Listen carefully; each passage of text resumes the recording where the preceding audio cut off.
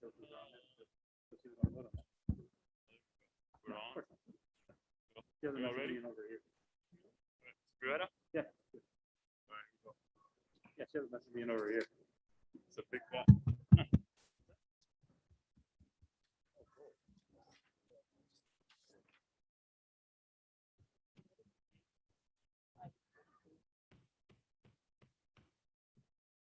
Welcome to our regular board meeting of March 8th, 2022. We're calling this meeting to order at 5:37 p.m. Item number 1, roll call. Mrs. Rojas? Present.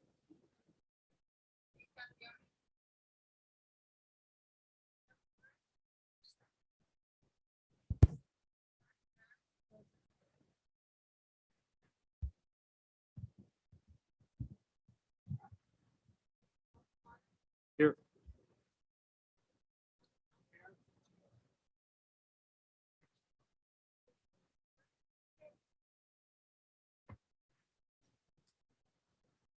Here.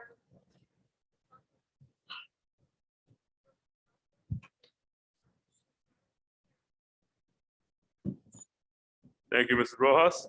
Item number 2, there are 2 agenda corrections. Item number 7, written communications. Sufficiency of instructional materials for 2021-2022. Lego provided a correct printout confirming Bassett High School's material sufficiency. So it said that it was insufficient. However, it is sufficient, and Lego did provide the proper documentation. And then in the consent calendar, item number 12, approval of minutes, regular board meeting for February 22nd, 2022. Minutes updated to reflect correct board member titles. Only corrections. Can I get a motion to approve the agenda for the regular board meeting of March 8th, 2022 with the 2 corrections? Second. Mrs. Rivera, and second by Mrs. Flores. Roll call, Mr. Solano? Aye. Ms. Rivera? Aye. Ms. Flores? Aye. And aye, motion carries 4-0. Item number 2, open session. 1, Pledge of Allegiance. Ms. Perez, would you mind leading us in the Pledge of Allegiance? Thank you very much. Please rise for the Pledge of Allegiance. Place your right hand over your heart. Ready, begin. I pledge allegiance to the flag of the United States of America and to the republic for which it stands, one nation, under God, indivisible, with liberty and justice for all.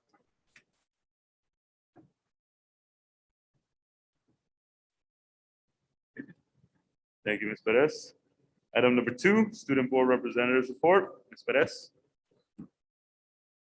Our announcements for Bassett High School.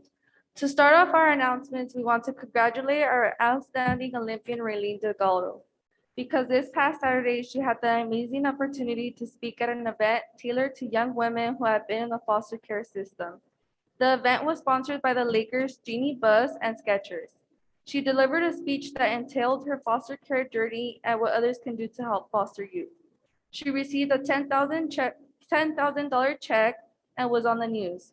Our Bassett family is so proud of you, Raylene. Prom season is almost here, and with it approaching so soon, our students will be having a prom fashion show this Wednesday to show off their dresses and tuxedos that they received from the Alley Prom Dresses and Friar Tux store. Also this year, our grand night will be at Disneyland on June 7th. Tickets are not being sold at $120, and the deadline to purchase them is April 5th. Spring sports are now in action. If you see anyone that is in baseball, track, badminton, and softball, make sure to wish them luck on their games. And now finally, WASC has started the meetings in their focus groups in preparation for the WASC visit in May 2nd to the 4th. And that concludes our announcement. Thank you. Thank you, Ms. Perez. Item number 3, public comments related to closed session items. This is the appropriate point in the agenda for those present to speak with regards to any closed session items on the agenda. Only topics specific to the actual closed session items will be heard at this time. Topics which do not address closed session items will be heard during open session comments. First, we have Eloise Gomez.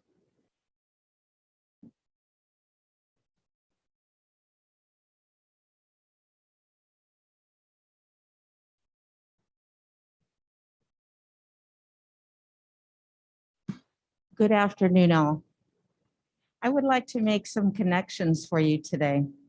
My areas of expertise are foreign language Spanish, English, and English language development, or ELD.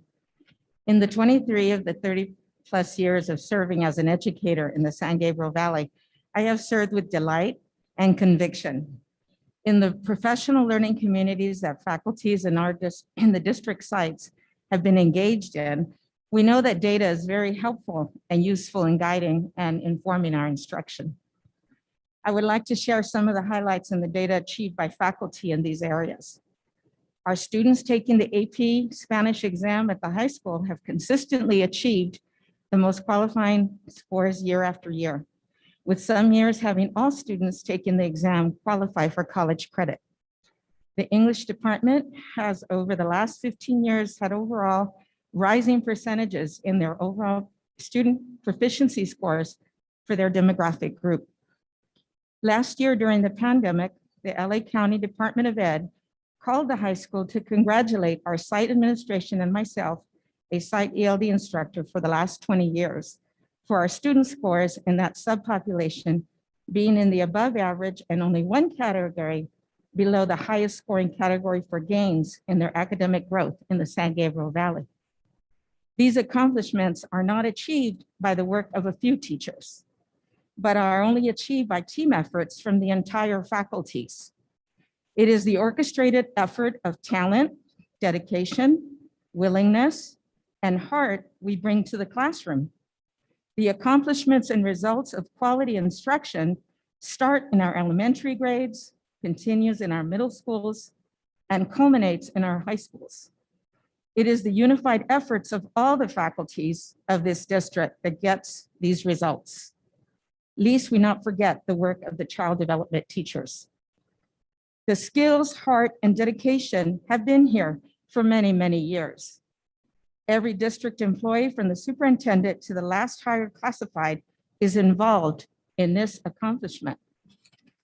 Governor Newsom is acting justly in awarding school districts money to acknowledge the continued excellence of these essential workers, especially delivering this love and service during a pandemic. Show them you also acknowledge and appreciate their service. Pass that money along to them. Just do it. Thank you.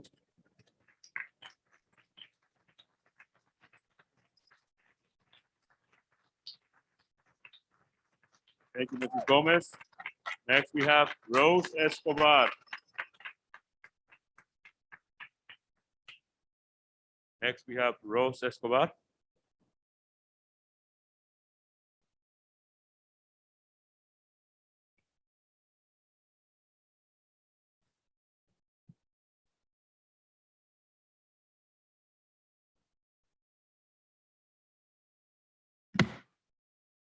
Good evening. My name is Rose Escobar.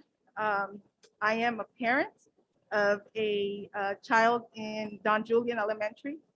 And I want to start off by something I learned that the teachers have taught my daughter, and is repetition. And the reason I'm bringing repetition back is because I want to remind you that the last time I was here, I wanted you guys to think back to the fact that a teacher made a difference in your life. And that because of education, you guys are where you're at. Our kids want the same thing. And they need good mentors, good teachers to do that. If the teachers are not getting what they need, how can we expect our kids to be getting the education they need? Don't get me wrong. Anybody in my school will tell you, I hold everybody accountable. And I'm here today because I want to hold you guys accountable to the education of these kids. My daughter was going to be here today. Unfortunately, she wasn't able to make it because she is sick. I left her at home. But she did want me to send you a message. And that message, I want you to see all the kids here. That's the message they're sending you. And the message is, if you could stand up, the message is, we are your future. So invest in our present, which is our teachers.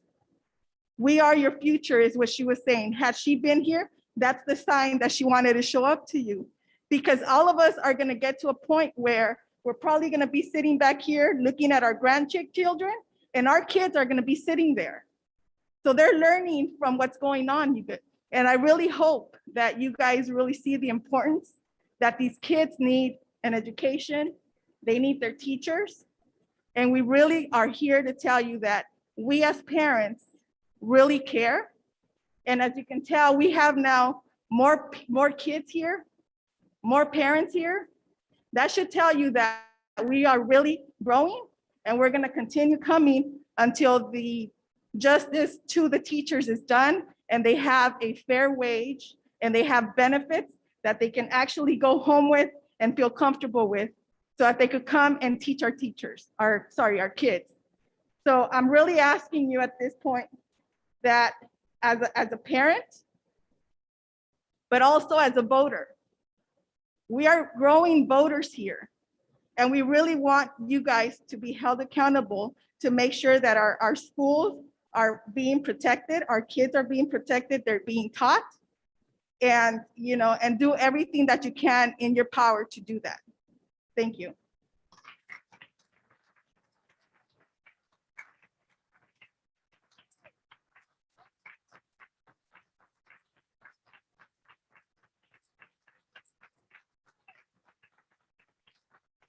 Thank you, Ms. Escobar. Next, we have Jorge Avila.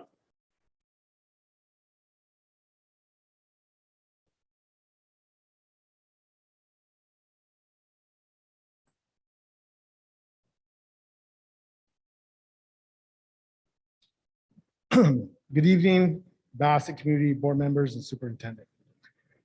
I wasn't going to speak tonight, but a couple events caught my eye and it's important to report. I am concerned about the learning loss by Bassett students, especially my daughters. This week, my daughter received a report card. I've been working with my daughter all year to help her catch up. Thanks to her teacher, she'll probably make at least a year's worth and probably more. But that's not going to be enough because, well, due to the pandemic and everything that happened, she's still behind and her grades is obviously short. I come to the district, to the board members and ask you, what is the plan? What is the plan to make up the learning loss? Is there summer school? Because other districts currently are sending out applications for summer school. Why is Bassett always behind? Why are we always sending out summer school applications 2 or 3 weeks before the end of the school year? And there's only 3 months left. I just saw another district's, they sent out a sheet to the students for enrichment. This has been going on the district-wide for years. And again, I asked the district, what is your plan to deal with learning loss? Will there be summer school? Last week you had Saturday school, and this week you'll be having it as well. While our district struggles with math and reading, we had a district mandated fine arts program called Meet the Masters, which is a pretty good program, except coming out of the pandemic. Students district-wide are struggling with math and English language arts, and the district's response was an art class. These classes cost little to no money to the district as it was for credit recovery, and the district receives money for each and every student that attends. So the district invested $0 into this Saturday class, and the district's response to learning loss was an art class. But in Bassett tradition, they were not done. These Saturday classes were taught mostly by substitute teachers, and that had to deal with the fact that BTA and the district are currently in negotiations, and the teachers decided not to teach it. So Bassett hired substitute teachers who were hired by the company Scoot Education. And these teachers made anywhere from $170 to $200 a day for the day, from what was disclosed to me. If you were one of the few Bassett teachers who worked that day, you were the lowest paid teacher. You got paid less because you had Bassett teachers stamped on your forehead. If you truly value the students and the community at large, this would not be happening. Thank you.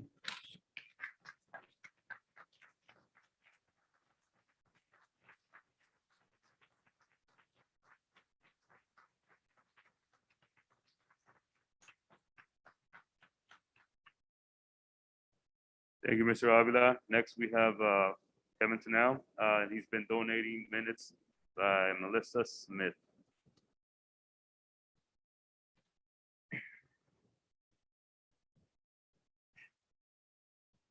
I want you to put yourself in my shoes for a moment. And I want to ask you, how would you feel if you saw your paycheck drop every year since 2017? How would you feel if every year since then, you've been bringing home less? And the reason you want your paycheck dropping is because you happen to take the medical health insurance offered through your employer. In my case, this happens to be Bassett Unified School District's medical insurance. How would you feel if you showed up to your work and you saw hundreds of dollars less on your paycheck? The last superintendent that we had said that we here in Bassett were, quote, a family. Is that how you treat your family? Is this how your family looks out for you? I hear we here in Bassett also, we need to work together as, quote, a team. Do teams treat their team members like this? While some on the team receive pay increases, while some members on that team receive 100% paid medical insurance, but not me, the teacher. I lose money every year, and I make less due to my medical insurance costs rising, which has happened every year for many years, and sometimes it has increased in double digits. Is that equity on that team? Would that make you want to join that team? Over 20 years, I've been employed as a teacher here at Bassett. Now I'm currently making hundreds of dollars less. In our bargaining agreement, which is called the contract, it illustrates how the district pays a contribution or a portion, and I, the member, also contribute to the cost of the medical health insurance. But every year, the costs keep going up, and that increase, it happens to fall on my end. I have to pay for the increases. That is where I'm losing money because the increases are what I have to pay. This brings me to my disappointment with the Bassett Unified's leadership. Currently posted on the district website, where the district now presents their side of the communique for negotiations, the district gave a BUSD negotiation bargaining update. That took place on February 18th, 2022. It is on the website and you can look at it. It's on page 2 under Article 17, which is the employee's benefit. Here's the quote that it says, quote, the district and BTA submitted their counter proposals for Article 17. The district proposed to remain status quo on the health contribution cap amounts, end quote. The word status quo means that the district will not help me at all. Zero, nothing to the rising medical insurance costs. The district's leadership are currently proposing that they are not going to help on their employees. They're not going to help their teachers at all with the increases on the medical insurance costs. Last year, the district it negotiated in the 2020-2021. They gave a benefit assistance stipend of a one-time $1,000 help to assist their teachers. But you have to divide that $1,000 by 11 months because that's how we get paid, which equals to about $91 per month. But this again is a one-time stipend, and it ends in June of this year. When the one-time stipend ends in June, my costs again will increase $90 plus on top of that, the increase in the medical costs that is going to happen. And the district, they want to remain status quo on the medical health contributions. To me, that speaks volumes of what the district currently thinks of its employees, of its teachers. It shows an unempathetic leadership that couldn't really give a rip about my health, but not just me, but to all of the teachers that take the health insurance in this district. Me as a worker, the teacher of 21 years, oh no, I get nothing. They are currently offering me status quo. That speaks volumes doesn't it? Enough is enough.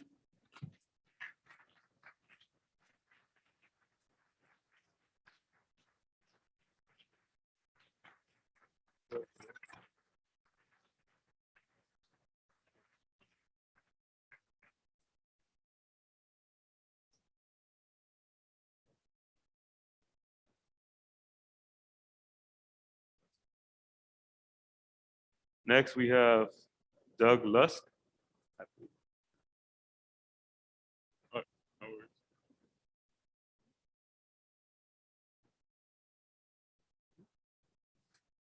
How would you feel? How would you feel? How would you feel, Kevin, if I were in your shoes? Look, you still got somewhere you want to trade? I don't think we have. You know what? I am walking in your shoes. Everybody here walking in your shoes, and a lot of people at home where we should all be rested so we could go back tomorrow and do it again.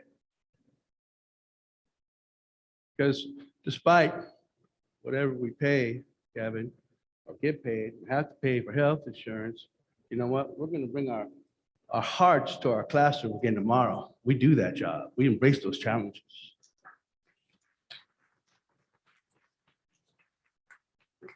Well, good evening, Bassett, Board Administration, community. Yeah, I do appreciate the statements that have been shared with everybody here tonight, everybody here, that's teachers and community members. I appreciate their perspective and everything that's been shared. And I'm sure that my statements are going to be pretty much aligned with what theirs are. So I've listened and spoken to a lot of teachers recently. You know, I've been around for a while. We'll get into that later. But I mean, I'm talking about the Head Start teachers. I see a lot of them here. Love those guys. Many people don't realize I'm married to one of them. That's how happy I am with them. And I was a adult education teacher. Nice to see you again, Gene Gooch. You were over there.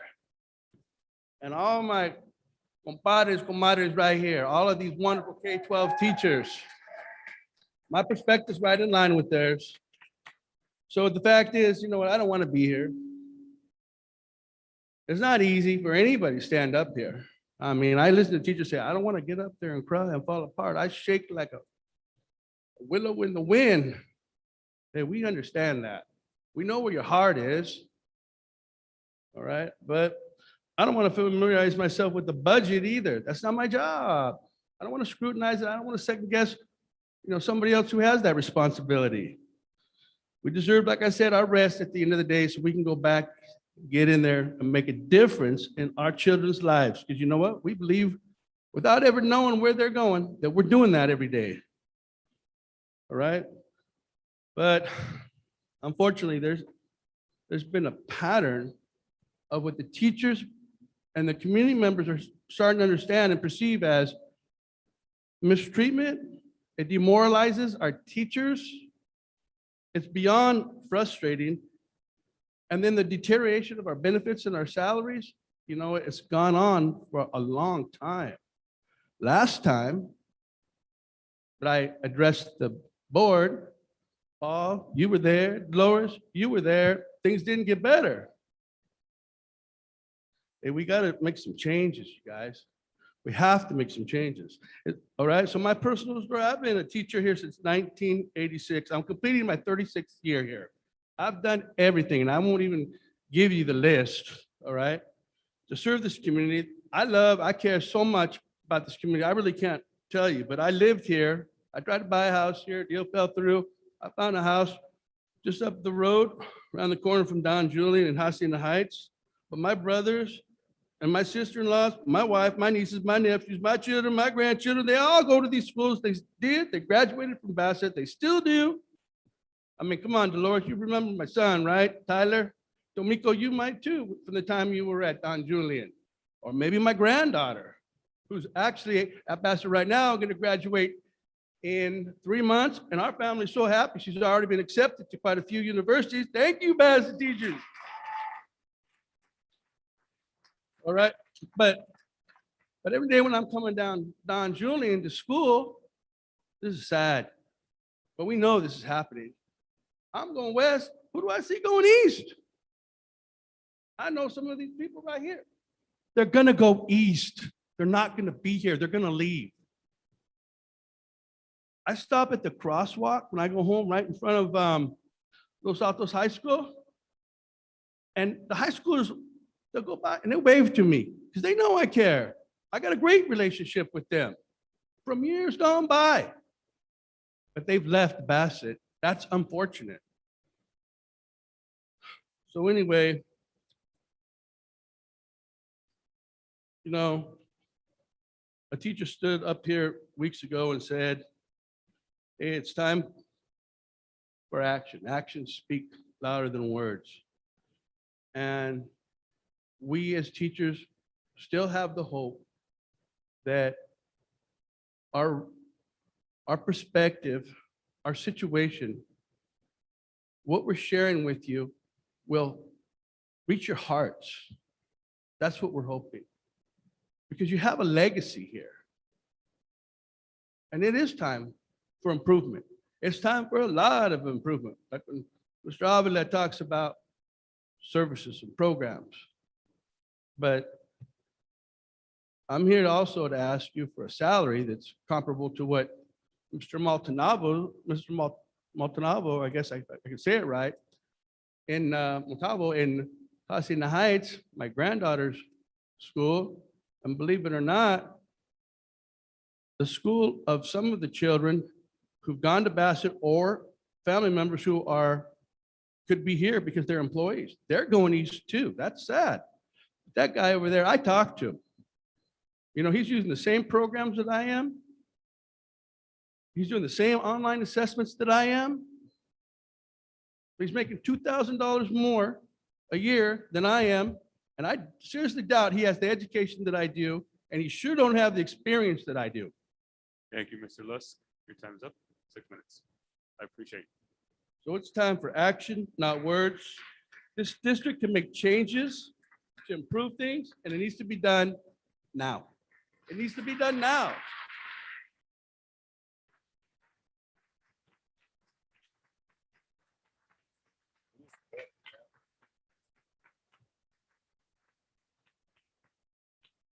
Next, we have Joseph Carrillo.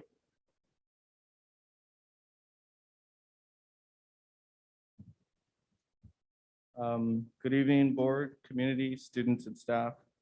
My name is Joseph Carrillo, Bassett Chapter 26 CSEA President. Today, we presented the district with our initial proposals to begin negotiations as soon as possible. I wanted to share that we will be opening the following articles. Article 15, salary. CSEA seeks to negotiate a salary increase and other enhancements. Article 16, health and welfare. CSEA seeks to increase to the district's healthcare cap and improve retirement incentives. Professional growth, Article 18, CSEA seeks to correct language for CalPERS related to our retirement folks. Article 19, miscellaneous, CSEA seeks to bring parity among classifications in uniform distribution and safety gear, professional development, and grace period language. It is time to provide on-salary schedules to staff members. Rising costs due to inflation and enormous health costs have made this issue ever more important. The district can now do this because of a very healthy reserve and a significant increase to ongoing funding from COLA and LCFF supplemental concentration funding increases. However, we are not blind to the fact of declining enrollment.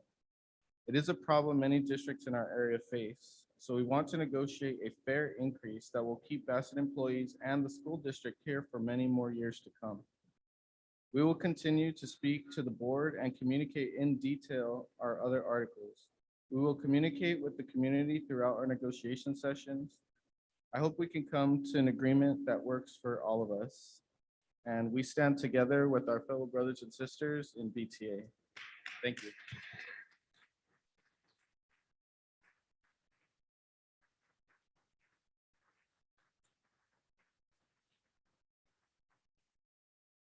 Thank you, Mr. Carrillo. Next, we have Caitlin Ruiz.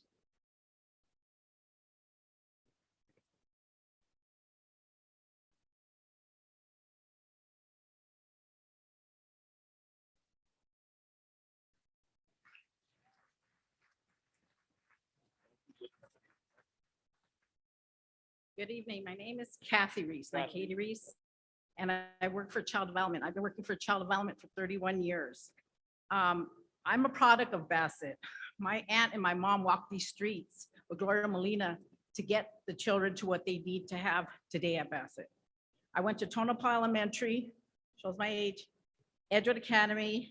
I was a cheerleader for Bassett Junior All-American at Bassett Park. I played Bobby Sox for Bassett Bobby Sox at Suncrest Elementary. I painted lockers at 13 years old for Bassett Unified School District. And I did all this because I love Bassett. I said, how can I give back to Bassett? I said, I'll become a teacher.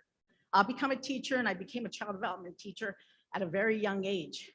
So I was instilled in being a teacher at Bassett, and like we're seeing Mr. Watanabe's building, and his motto was, I love Bassett. I love Bassett too, but I had to think about what I don't love about Bassett.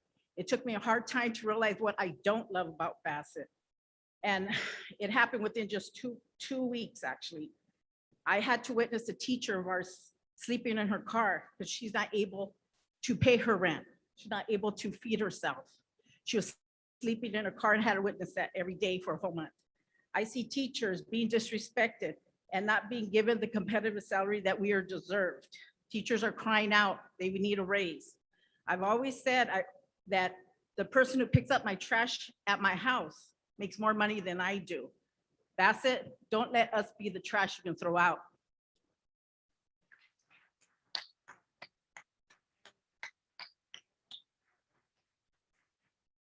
I'm on the list. My name is Joanne Carrillo. Those may know me by Joanne Mendez years back. I've been here for over 30-some years. Back to adult ed, because I started with mommy and me class, and my kids at the early 80s. I started with my children in the mommy and me class. And that's how I got started to becoming Bassett and getting involved with the school district. Okay, I became a assistant at the Bassett Unified School District. Many years before I think that any of you were here before, many of years. All we had to do was the children were able to learn from 1 to 10, get them, socialize them to get ready for kindergarten, know the colors, 8 basic colors and the basic shapes. But guess what? About 15 years later, Bassett was not able to achieve a 12th grade level of their high school seniors to graduate. They tried numerous of ways to get their seniors to graduate at the level that they should have graduated. Instead, failure. So what did they do? They went to child development. Now we're teaching kindergarten. Kindergarten is teaching 1st grade. And we had to get our BA. We're not just there, nobody. We have a BA. We have a degree. We have a debt of our rest of our lives. We get paid 1/3 of the teachers get paid from K to 12, and we're just a step away from being K to 12. But we are somebody. We came here because we are. And I'm sitting here like I tell my children in the classroom, because I do work with little children. Now they took away our K to 12, the TKs. They took away a lot of our children. Now I hear they're taking away our state pre because money is there. Money is there. So now you take the money. Well, now we do get money and you take it. The superintendent laughed at it because we're under the umbrella. The only way you could get raises is if your teachers get raises. And they haven't gotten raises in forever, so neither have we. Now we're finding out we're not going to get a raise because we're not a value as your teachers do, but yet we're educating your children. We're the seed that planted. We're the start of your program for your whole district, and we're nothing. So now we don't get nothing to tell it because we're under the umbrella. Thank God for adult ed because they were smart enough because whoever under there taking their care, they got their raise. So now they're saying, see to child development that we don't deserve nothing and yet we make you guys broke. Shame on you guys because you guys are living better than we are. You go beautify this community, you Bassett. Just put a marquee out there for billions of dollars, practically a swimming pool and everything else. But you know what? Inside your family is very unhappy. And people look, you see who is inside your home. We're totally unhappy and so disappointed in the board. Disappointed in every single one of you because you're supposed to take care of us. You're there, we represent you, we're busy educating the children. That's our job, is to educate the children. You guys are there to take care of us. And you're not taking care of us.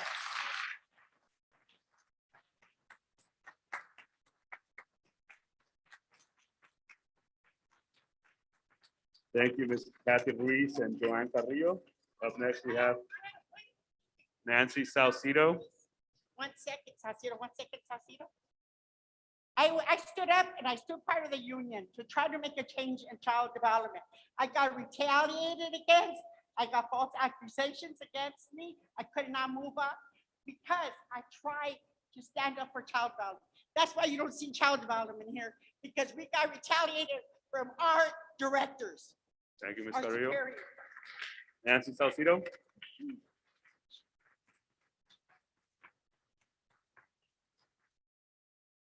So first of all, I want to say thank you for giving me the opportunity to speak up. And I just want to leave a thought for the men and the women in the panel. I want to say, who will be teaching your children?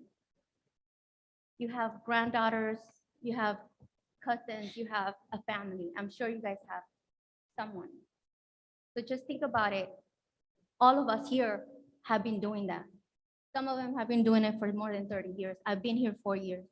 I need you guys to start thinking for the future, not just for right now. You guys look great in your suits. You guys look great, beautiful. We deserve the same respect. Thank you.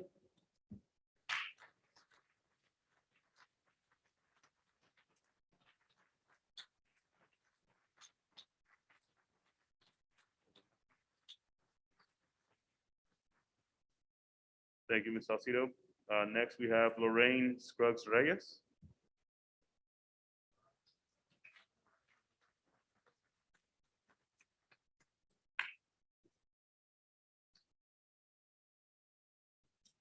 Good evening. My name is Lorianne Scruggs Reyes. I am a grandparent to 3 children that attend Don Julian School. I'm proud to say that my first grandchild will be graduating from Don Julian School.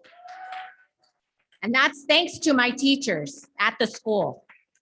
My concern is that I have been hearing that the district excuse to why the teachers can't have a raise is because the parents/guardians are objecting to it. Shame on you. That is an absolute lie. And I believe they do need a raise. Monies are given by the government to the school district to be used on our teachers, staff, and schools, not to pad the pockets of the pockets or your purses of the people running the district office. There are programs the district continues to buy and expect the teachers to stop what they are doing to go learn how it works. Some of these programs are a waste of money. The students never know why or what they did wrong because the program doesn't go back and let them know. I know what these teachers go through. During the pandemic, I sat every day of the school taking notes this high of notebooks on 3 different classes. Mr. Lusk was one of them. Mr. London was the other. Ms. Lopez and Ms. Fernandez. There were 3rd, 6th, and 7th grade. I saw the frustration from my girls as well as the teachers. The teachers worked hard and were dedicated. If it wasn't for our teachers and staff, Bassett District would not exist. Our teachers have families, lives, some live paycheck to paycheck and depend on donations from us, as well as they put out of their own pocket for supplies. These are teachers who have been there have been teachers at Don Julian for many years, almost before the dinosaurs. And you know who they are. I asked one day, why don't they retire? The answer was, number 1, they enjoy teaching. They love the children. Number 2, their retirement money isn't enough to live on. What a shame. These teachers stay till 6 p.m. or later. I don't see the district employees staying to finish up work. In fact, I look into the parking lot of your district one day, and I can't believe what I see. My teachers drive regular family cars, some new, some older ones. I don't see any Teslas or sports cars. But for a district that keeps giving excuses that you should be ashamed of yourself, each and every one of you. I'd like to see each and every one of you try to live on our teachers staff salary for a couple of months, or come teach your classes for a week or a month, preparing the lessons, staying afterwards to get caught up because during their free time, they have to go and be a substitute to another class. I bet you wouldn't last not even one day. Thank you, For the Ms. simple Reyes. Your time reason, is up. so why can't our teachers' staff have a raise that is equal to other districts according to their years of teaching? Don't tell me that the district doesn't have the money. Maybe we as parents, guardians should launch an investigation with the government on the district. Shame on you as a district Thank you, Ms. for the Reyes. way teachers at Don Julian are treated, as well as the Up other next, we schools have in our district. Diana Lopez.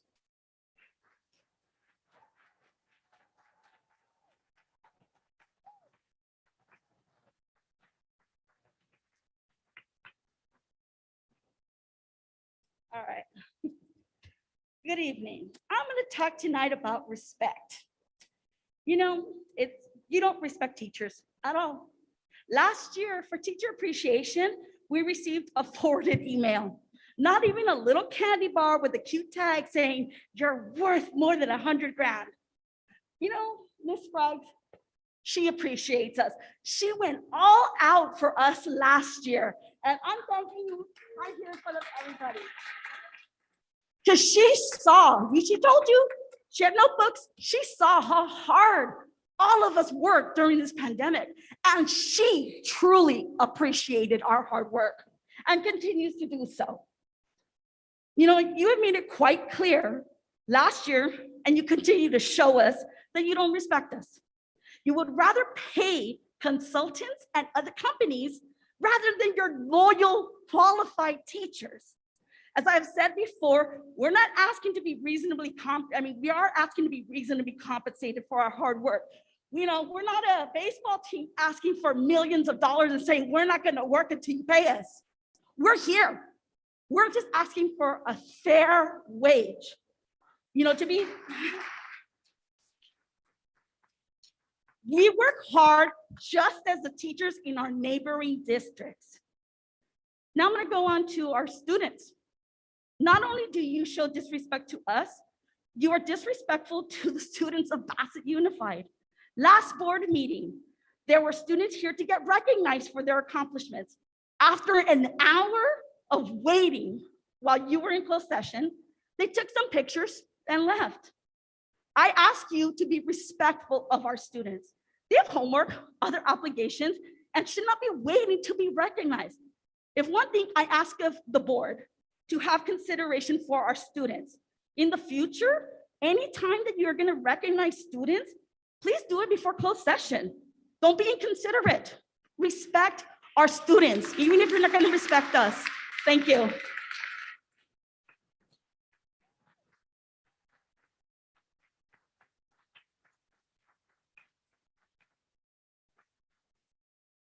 Thank you, Ms. Lopez. That concludes public comments related to closed session items. We move on to item number 4, closed session. We'll be going into closed session at 6:20 p.m.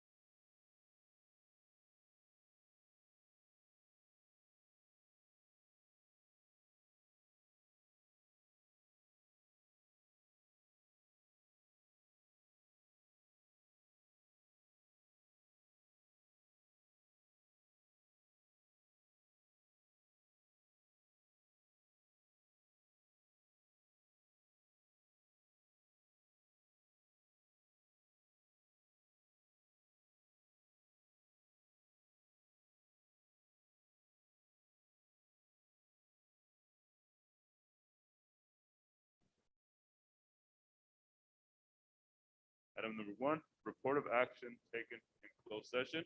Ms. Flores.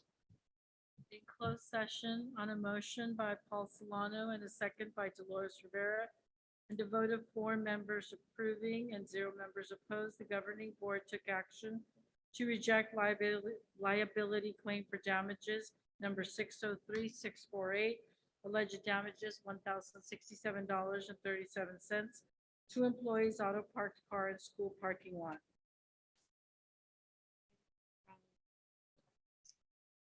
In closed session on a motion by Armando Barajas and a second by Paul Solano, and a vote of 4 members approve and 0 members opposed, the governing board took action to direct the superintendent to non-reelect and give notice pursuant to Ed Code Section 44929.21 to employee numbers KM 8235996 and BY 9936353. Thank you, Mrs. Flores. Item number 6, staff presentation / information. Item 1, board presentation, expanded learning opportunity programs. Dr. Alvarez. Thank you, Board President Barajas, members of the board, and those present. As we have discussed in the past, the state has provided some new funding for a program called ELOP, which requires school districts that are receiving the funds to provide additional services to kids over a certain number of days, and those days also so many hours. So Dr. Kennard will be presenting a little bit about the program and our partnership with Think Together. Testing. Good evening, Board President, board members, Superintendent, and community. We want to thank you for this opportunity to present regarding the Expanded Learning Opportunities Program. We've recently been collaborating with our partners over at Think Together, and tonight we have Joanna Lizarraga, Executive General Manager, and Andrew Perez, Director of Programs and Operations, who will be providing additional information regarding the ELOP program. Thank you. Hello, everyone. We are very excited to be here today. We rarely get the chance to share some great news from the state level and being able to really provide the support and services that our communities really need. And so it's really exciting times. And so as Dr. Kennard shared, we have the Expanded Learning Opportunities Programs. And so we're going to go ahead and go through some of the goals for today. Thank you for this slide. So we're going to review some of the ELOP priorities and compliance expectations for the funding. So that way everyone can walk out of here really being clear on that. And then we are also going to clarify CDE's vision for ELOP alignment with ACEs and 21st century service providers. And then Andrew will be going into detail, well, what does that mean for Bassett and what is that going to look like as we move forward? Slide, please. And so on this slide, you're going to go ahead and see what the basic fundamental compliance pieces are for ELOP. Oh, I'm sorry, you're going to want to go back to that initial slide. The icons, once she, going back another one. And then it's going to be 2 more slides.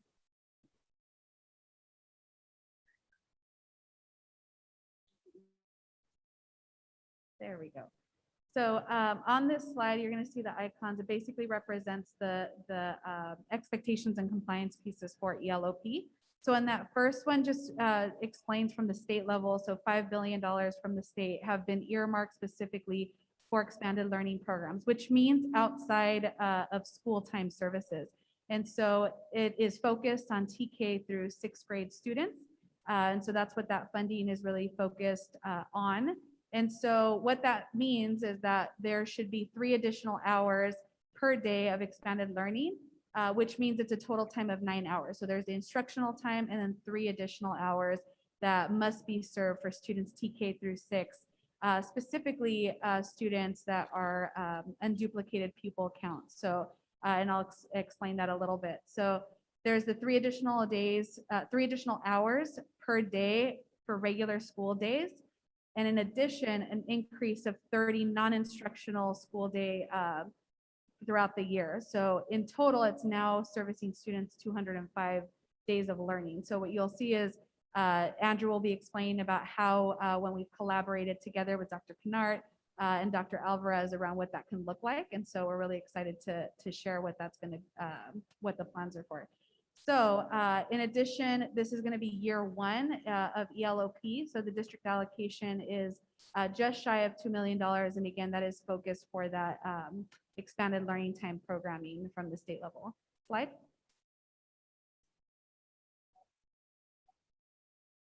You'll want to go the other direction. Sorry. Perfect. And so you'll see on there, it's an annual allocation. And so that funding, that initial year one, there's going to be a year two and so on. So it is ongoing that the state is going to be providing these dollars so that we can expand services and provide programming for more students. That'll help remove wait lists. It'll help with supporting students across summer programming. It can potentially mean spring programming and other outside of school time programs. So there is that minimum 9-hour requirement of program daily. So if the school day is doing 7 hours, that expanded learning time, it looks like the after school programming, CDE's expectation is that we're offering services to more students. So you can go ahead and go to the next slide. You'll see on the next two slides that specifically are pulled from CDE's FAQ. So it goes through the details of the ELOP programming. And so this tend to be some of the questions that we get the most. And so is there a grace period? We are in year one. CDE has trying to kind of figure things out as they release the funds. And so there is the intent that we start to grow that capacity, that we start to serve students through that unduplicated pupil percentage in that first year. However, there is a grace period, so there isn't going to be an audit. We can begin, they understand, CDE understands that if there is a ramp up period, you have to hire staff, you have to do your planning and do all of those pieces. So that's really what we have been focused on. And again, Andrew will go into detail on what that planning will look like. Next slide. The other frequently asked question that we get a lot is around what students population are you needing to serve with these dollars?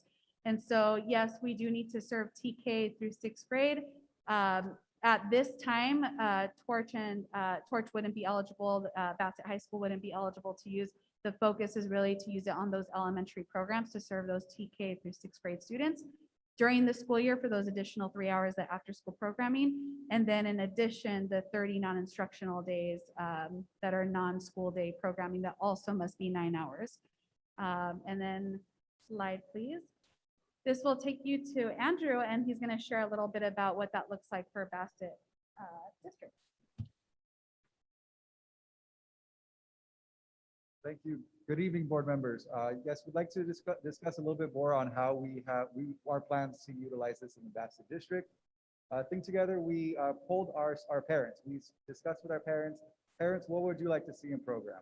What would you like to see? How would you like to see these ELOP funds utilized? As you can see through the data, an overwhelming number of our parents would love to see NIDs or non-instructional days used during summer programs, Saturday, spring break programs. Additionally, a high number, roughly 70% of the parents we surveyed said they would like to see after-school programs continue to benefit their students. Next slide, please. Thank you. More specifically, when we get into what activities, what types of curriculum would we like to see in summer programs, spring break program, Saturday program, and then of course our after-school program. As you can see through the percentages, our families are speaking that they would love to see more math, more ELA, and more physical activity, VAPA or visual and performing arts, and of course the field trips, whether they be in person, whether they be virtual, as a support they'd like to see during the summer and spring break programs. And then of course the homework support would be another factor they'd like to see during the after-school program. Next slide, please. So our plans for Bassett in year one, we know that as Joanna has described through the year one, what has been described through CDE is that we must offer services up to 50% of the UPP. Specific to Bassett, that would be 755 students that we would need to offer the services to. That would be for our spring break program and then also for our summer program, which we're planning to have 10 days of summer, which we'll get into in the next couple slides. Slide, please. Thank you. For our spring break program, we know spring break is between April 11th and the 15th. To align with the holiday on the 15th, we are actually modifying to align with the district schedule and offering 4 non-instructional days from April 11th through April 14th. Next slide, please. And our plan for summer program would be a 9-hour day, as the other ones during spring break as well. However, in summer, we will be offering 10 non-instructional days throughout the month of June. We have a sample schedule that we have up on the slide. Of course, able to modify it a little more. We do have a couple plans in place. One of the plans being a support with the CTs and Think Together, collaborating throughout the morning half, and then in the afternoon, providing those curriculum pieces we heard from our parents, the physical activity, the social emotional learning, the STEM, the field trips. Next slide, please. Thank you. And then throughout the school year, throughout the 2022-2023 school year, our plan for the 30 non-instructional days would be to have 5 days during winter break, 5 days through the next spring break, and then 20 days through the following June. All of those, of course, being 9-hour days as well. Thank you. The continued support we would need from the district as we have that support in place during our ACES program would be to have classroom space, custodial services, nutritional services, providing breakfast, lunch, and a supper for these students who attend the non-instructional days. Thank you. And of course, our next steps here to discuss and approve the year 1 services, to approve the ELOP plan, which we'll be providing for the district and have available for the March 22nd board meeting. And then of course, to discuss a potential multi-year contract for ELOP year 2 and ongoing.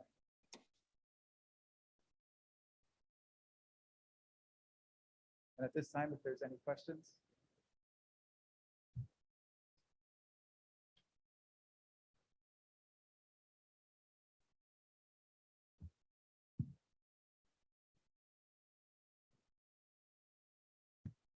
Will you be getting new students or will they be the same ones that you have already and Think Together? Wonderful question. We would have the opportunity for anybody in the district to apply for either of the programs. So if the student would choose to attend the spring break program, but not choose to attend the summer program, that would be open for anybody within the district to apply for. When would they start enrolling in the program? For the spring break program, beginning April 11th, we're actually going to be sending out enrollment applications this week. So we can get an idea of how many students are interested, how many families are interested in attending the program. And then from there, we will be discussing how much space we need outside, working with our district partners, how much breakfast and lunch through nutrition services to be providing in it for the students as well. And it's 9 hours a day? That's Correct, right. 9 hours. However, the families do have the option to come and go as they please. The students would not need to stay from 8 a.m. till 5 p.m. We understand that the families have a lot going on as well. So we would have windows throughout where they can pick up. Thank you. Of course.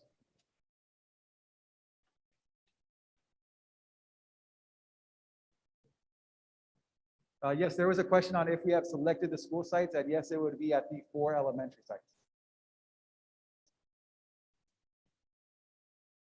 No other questions? Thank you, Ms. Lizarraga, Mr. Perez, and Dr. Lina Arthur. Thank you. Item number 2, 2020-2021 final audit report, financial statement, supplementary information. Clifton Larson Allen LLP will present 2020-2021 final independent audit report. Dr. Alvarez. Thank you, Mr. Barajas, members of the board, community. Today, we have 2 presentations from Clifton Larson Allen, our independent auditor for last year's budgets for the general fund, all the funds there, and specifically the bond fund. Santa, would you like to introduce? We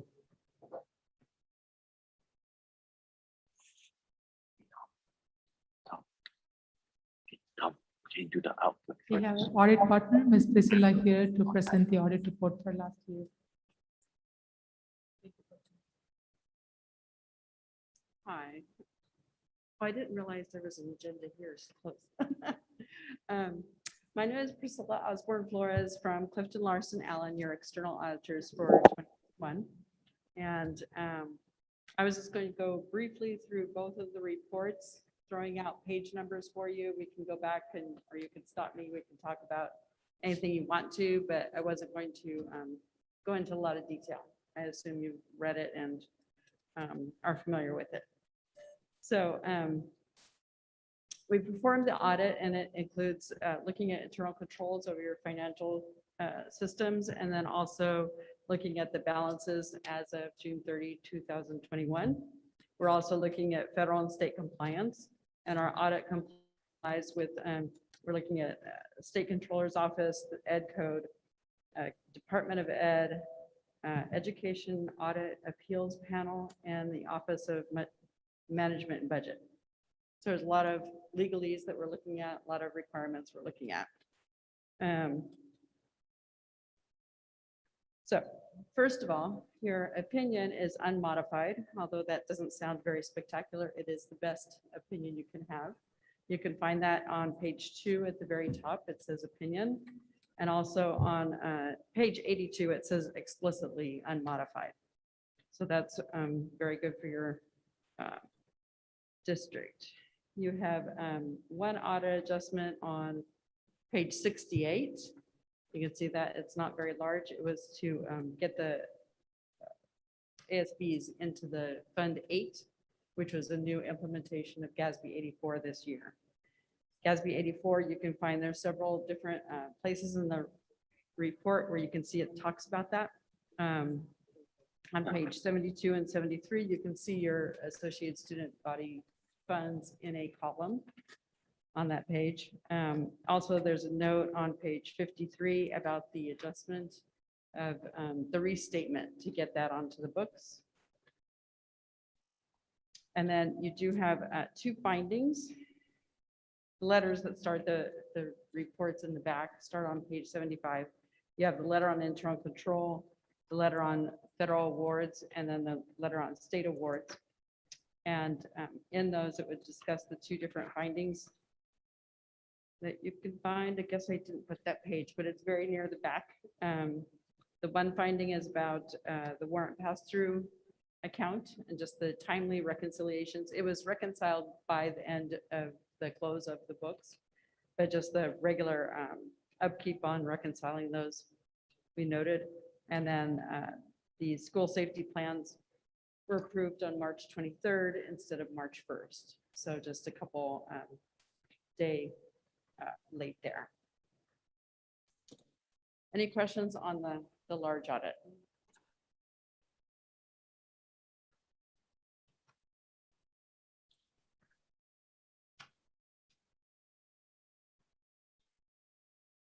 No. Okay.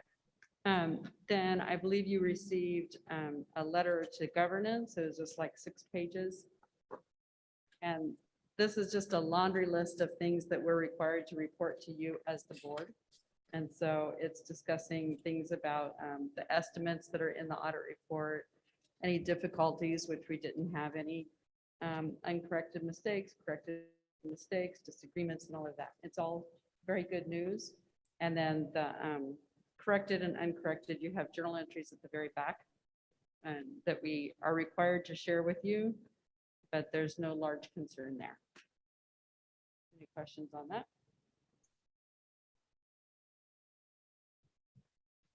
Okay, then there is the bond audit. And so we completed both the financial audit and performance audit. On page 2 of the report, we put them together, but one right after the other. On page 2, you see you have an unmodified opinion. That's in the opinion paragraph there. Pages 3 and 4 just shows you the financial statements of the bond, just this bond measure V in 2021. Then you have some notes and some background.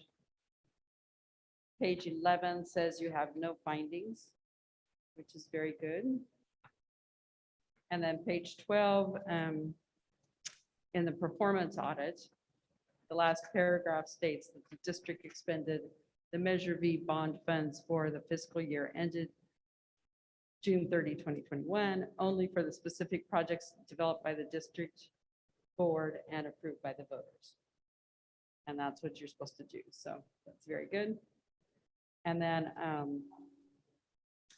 we tested 21 transactions, which doesn't sound like a lot. However, it was 197,000 out of the 248,000 that you spent in the year. So it's 80%. That's a larger percentage than we usually do for sampling for audit. So because it's a performance audit. That's all the comments I have. Do you have any questions?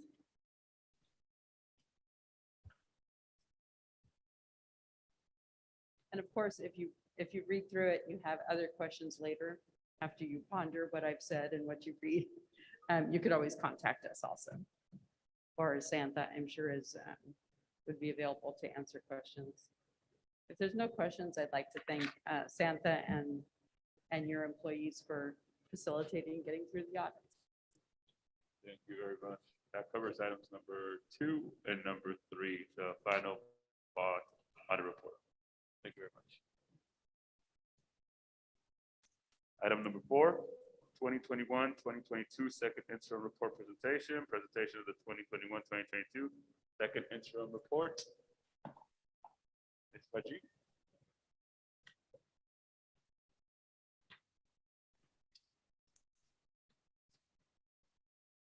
Good evening, Board President, Board members, Superintendent, Bassett community. I'm happy to present the second interim budget report for school year 21-22. Before I begin, a huge shout out to my team for the timely completion of the report. Slide 2, please. My today's presentation will cover the fiscal outlook of State of California, changes in the district's budget from the first interim revision, our forecast for the next 2 years, and our estimated ending fund balances. Slide 3, please. As you can see in the slide, we are at the second interim stage of the budget cycle. The second interim report is an opportunity to reproject the budget, the current year budget, based on the actuals from July to January 31st, 2022, and based on the new information we have received since first hit. Next slide, please. Before I share Bassett's budget, I would like to see the fiscal situation of the state of California. Why do we have to know about state budget, Santha? Because our funding is dependent on the state's budget allocation for K-12 education. We all understood the impact of COVID-19. 2021 budget was enacted to address a deficit of $54 billion. Now, with such an unexpected rebound of economy, Governor's 22-23 budget faces a surplus of $45.7 billion. How does he plan to spend? He plans to spend 30% of the surplus, which is $16.1 billion, on public education in the next 4 years till June 2026. Where does the state get money from? Let's move on to the next slide, please. 95% of the state's funding comes from these 3 taxes: personal income tax, sales and use tax, and corporation taxes. And 2/3 of it comes from your state income, the personal income tax that we pay. If you see here, the gold one, the orange column indicates the LAO's projection for revenue for next year. LAO is the fiscal watchdog for state of California, this legislative analyst office. And then the blue one, that's the projection by the governor's office. So you see that, there is a discrepancy in their revenue projections. But this is as of January 10th budget revision of the state of California. Now, why do we need to know about our revenue? Because every $100 of state revenue we get, school districts get $38, which is the minimum guarantee set by Proposition 98. Let's see in the next slide what it is. So our minimum guarantee, if you see here, again, the projections by LAO is $105 billion, and then the governor's budget is projecting $101 billion. So they have $102 billion approximately. So by May, they have to come to an agreement on the revenue amount, because that's why we wait to use the May revised numbers, because that's closer to reality, and then we build our budget for next year based on May revised numbers. Next slide, please. So I wanted to share, I know there is a surplus of $46 billion, out of which 16 billion is being spent on K-12 school districts, education, public education. But out of which 15 billion, 1.5 billion is spent on community colleges and 15.5 is on K-12 education. Out of 15.5, if you see 11.5 is attached to categorical funding. What it means is it has a strings that comes with strings attached, and you have to spend per the guidelines, strictly per the funding requirements. And then the 4 billion is for the core funding. But the Governor Newsom has actually included additional programs that he started last year into this core funding, like Universal TK, which is an expansion program for next 4 years, lower classroom ratio in TK, and then universal meals, and then ELA programs, all is included under this 4 billion. So I just wanted to share all of this comes with an restriction on how to spend the funds. Next slide, please. So now let's talk about Bassett's budget. So what happened from first interim? So there is an increase of revenue from 69.4 to 70.7 million. It's basically, there is a slight increase on LCFF revenue, but I really want to talk about that because this is due to our unduplicated people count increase. And I really want to take this time to, I'm grateful and thankful to our parents who completed the income verification forms and to our school site staff and administrators who are reaching out to get the forms, which increased by 0.6%. But because our funding is a 3-year average for unduplicated people count, which is actually a supplemental and concentration grant, we see a 200,000 increase from first interim to second interim. And then the federal revenues, state revenue, K-12 SWP Strong Workforce Program grant we received for current year. That's why the increase we have shown here. And then the local revenue is our AB 602 SELPA revenue increased. And then some interest that what we received actually, we have increased our revenue budget. So that's why our we see an increase of 1.2 million from first interim to second interim. Next slide, please. So this talks about the increases, what changed from first interim in terms of expenditures. If you see, the expenditures remain flat. It's 68 million and then 67.9 million with a adjustment of $160,000. And as it says there, these are the routine adjustments that we make, and most of these salary and benefit adjustments are under the one-time funds. And then if you see at the bottom, that's a general fund contribution at second interim to special education is reduced because we got the additional SELPA AB 602 funding. Next slide, please. So this is a summarized form of our unrestricted general fund, unrestricted and restricted general fund expenditures and revenue. You see the top portion which says revenue, and the bottom middle portion is the expenditures, and the bottom one is the excess of revenue over expenditures. So, and you know, original budget A is the adopted budget, column B is the budget at first interim, actuals is the column C, and then column D is what the second interim right now we are projecting for the rest of the year. So our expenditures have slightly increased from, the revenue has increased by 1.2 million to 70 million. Then expenditure, I've just circled the important numbers over there. The total expenditure is 67 million, and then our excess surplus is 2.7. But I want to remind you that 2.7 includes restricted fund balance funds too. Next slide, please. Now I want to share, we just finished talking about our current year budget. How did we build our multi-year budget? If you see here, we use the assumption from School Services of California. I've highlighted the yellow highlights are the ones we have reflected in our budget. So you see there is a 5.33% COLA for 22-23 and 3.61. So it changed 2.78% from 2.78 to 5.33 for next year, and then a 0.5% for 23-24. And then at the bottom, I've highlighted the retirement contribution that's gone up 2% for certificated and 3% and some percentage for classified. And at the bottom most is your CPI, which is a cost of doing business, has gone up for Bassett Unified too. So that this is all reflected in your multi-year budget. Next slide, please. So the following chart is again, these are one of the assumptions we have made. And I wanted to take this opportunity to show the decline in the enrollment from 3959 to 3005. We have lost 954 ADA students. And then if you see the decline, we have declined from 105 average now to 460. And that's the reason they're talking about the 3-year average so that the governor is trying to have a soft landing versus a hard landing of minus 460 ADA. And now I want to show our attendance at first interim was 92%. And because of this COVID surge at second interim, we have dropped to 91.3. But for 22-23, the budget revenue that we have built up is on the assumption we are going to have a 94% attendance rate next year. Next slide, please. So this is the multi-year projections. I've shown you important rows on the left, 1, 2, 3, 4, 5. And then if you see on the top most line, the LCF of sources, I wanted to show you that because that's the main funding we're talking about on the unrestricted side.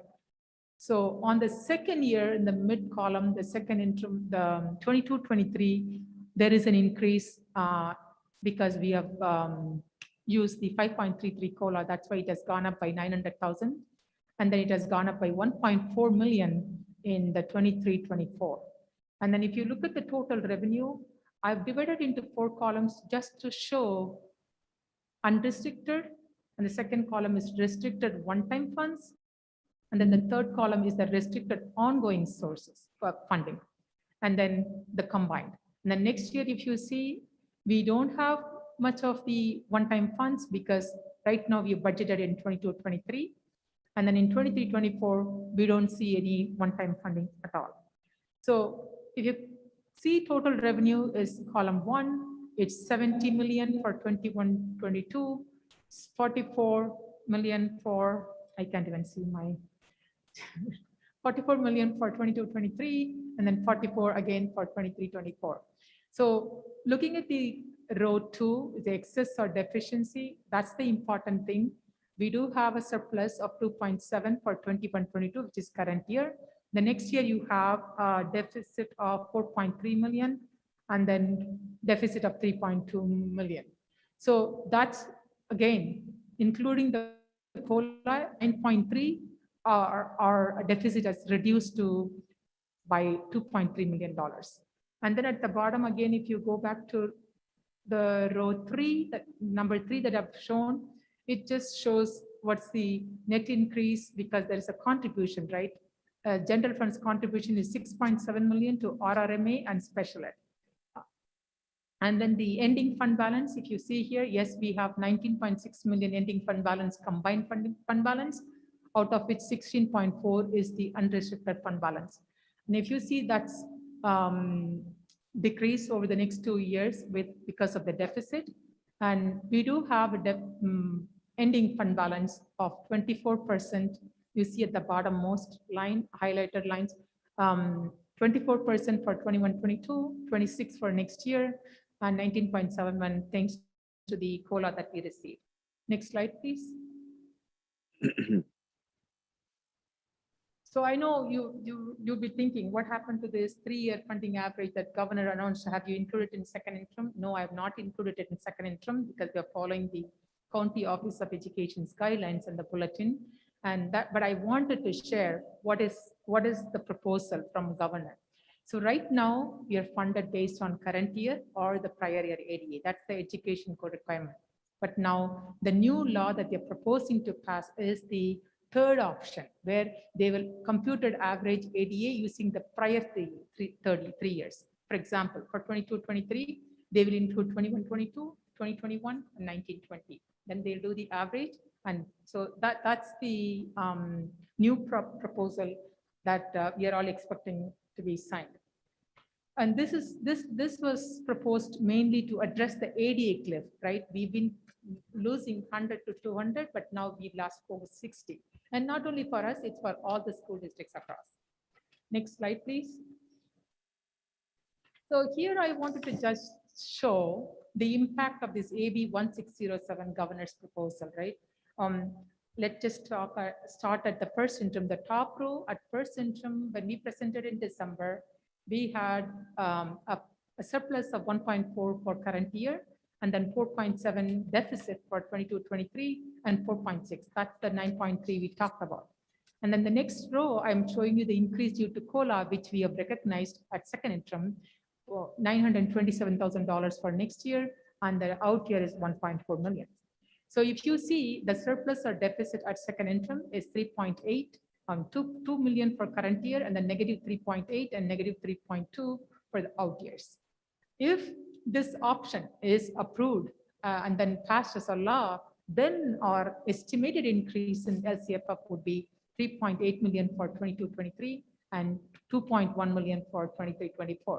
So which would leave us with a deficit of 1 million for 23-24. When I say deficit, I'm not including the fund balance here because this is just trying to balance our budget revenue and expenditures. Where would we land? So with the new option, yes, from 9.3 million deficit, we would end up with 1 million. That's the estimated numbers right now. And we would have a positive balance for 22, 23, and 21, 22. Next slide, please. So now the California Ed Code requires all districts to prepare and submit interim financial report to the board for their approval and submission to County Office of Education, certifying the financial solvency of the district. Per Ed Code, we have to certify whether we will be able to meet our financial obligation in the current and 2 subsequent fiscal years.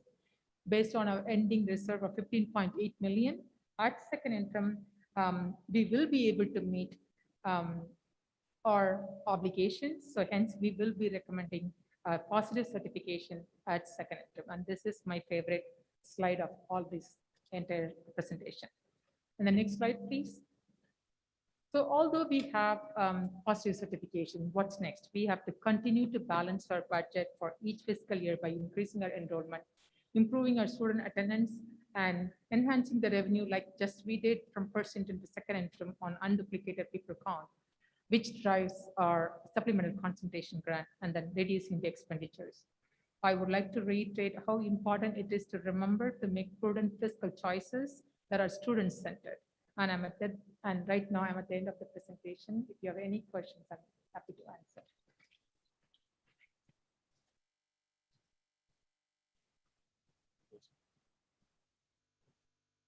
Thank you very much, Mrs. Rajiv. Appreciate it. Thank you.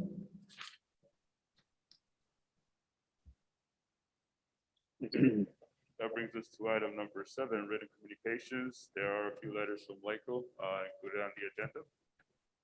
Item number 8, public comments. The Board of Education welcomes input from the public in order to conduct district business in an orderly manner. For the privacy and safety of speakers and to help staff respond more directly, board policies require public presentations to the board comply with certain procedures, including speakers may address only items that are within the subject matter jurisdiction of the board. When addressing the board, speakers are requested to state their name, address the board from the podium, and adhere to the applicable time limit of 3 minutes. Total time allotted for public inputs on either agenda or non-agenda items is limited to 20 minutes.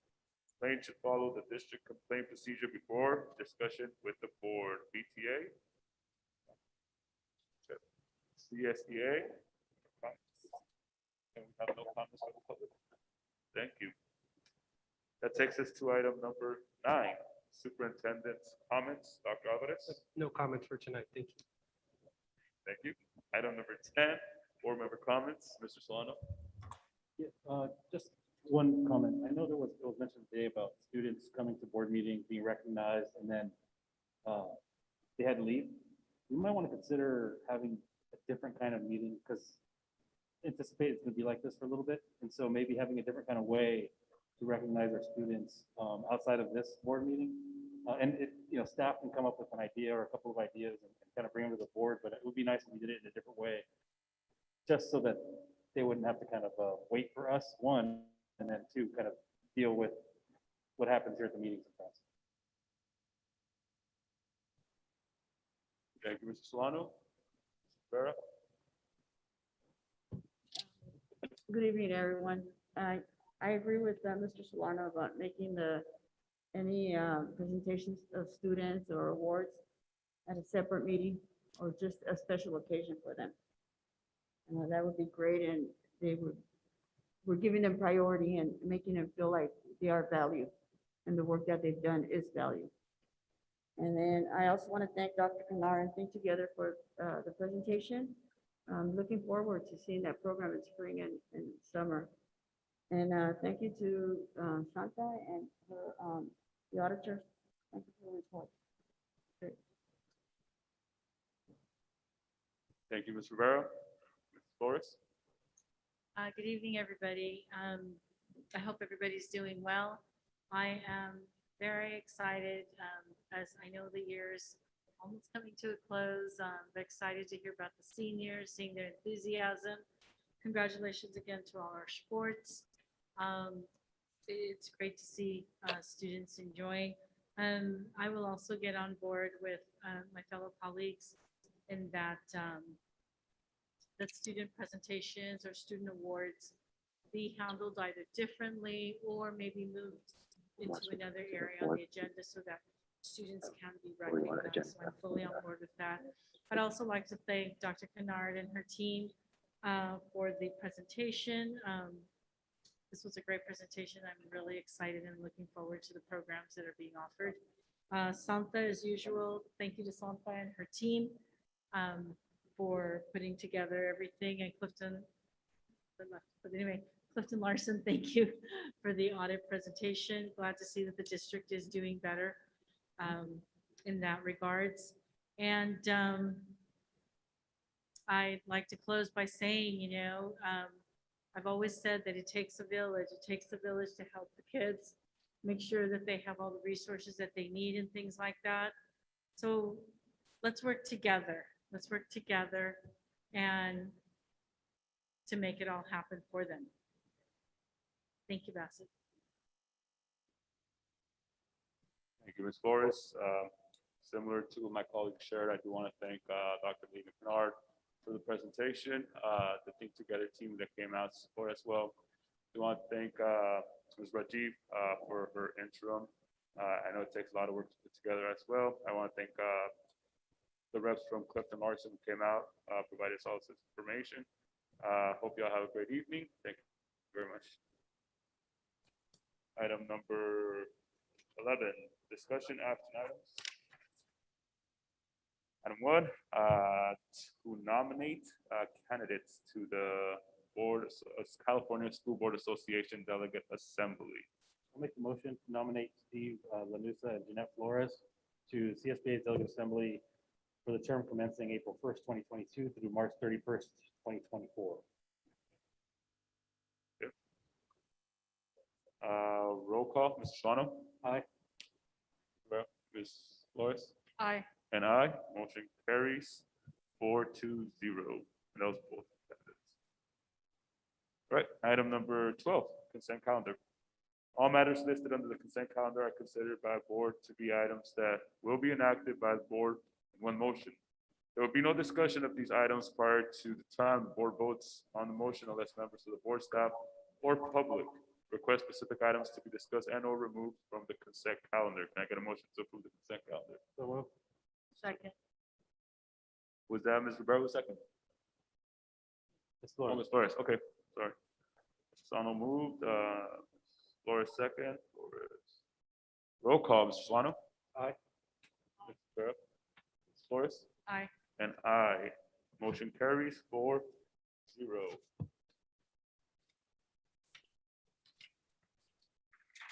All right, item number 8, adjournments. Item 1, our next regular board meeting will be March 22nd, 2022, 2 weeks from now.